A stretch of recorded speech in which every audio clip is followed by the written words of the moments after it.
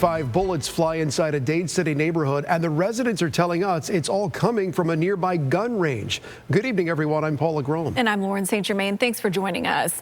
A viewer reached out to us concerned about the Dade City Gun Club near his home.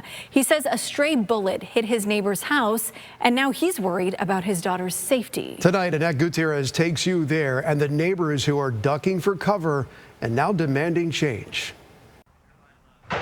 That's the sound of guns going off at a gun range right behind these folks' property. Neighbors reached out to us with concerns about stray bullets and ricochet bullets coming on to their property. You don't mistake the sound of a ricocheting bullet.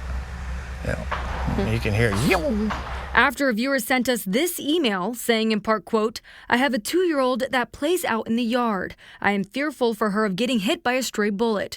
And the gun range is right there. So I caught up with neighbors who live on Hobbs Road, which is right behind the Dade City Gun Club. Stephen Hobbs owns the road right behind the gun range. You know, they're shooting north now. It goes right up there. And in the nearly 60 years he's lived here, he says bullets are constantly ending up in his backyard or in his neighbors' yards. That house right there had like 17 bullet holes in it, that trailer, before these people moved in. He says they will ricochet and hit trees, property, and one time, about 30 years ago, his horse. And my mom had the horse fenced off from the garden. She down there picking peas, and she come up and said, "Son, something wrong with your horse." So I went down there. Sure enough, he was dead.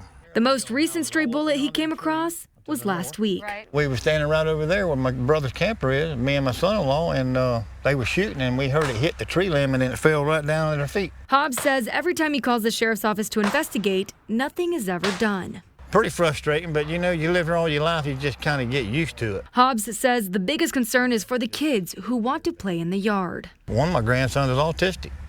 He likes to be out in the yard all the time, but you don't want to let him in the back, so we try to keep him in the front. It gets aggravating. When I reached out to Pasco County, they told me the last complaint Code Compliance received about the Dade City Gun Club was back in October of last year, a noise ordinance complaint. I also emailed the Pasco County Sheriff's Office for details, and they told me they're still looking into our request. I went to the gun club and sent an email, but so far I'm still waiting to hear back. Reporting in Dade City, I'm Annette Gutierrez, Tampa Bay 28.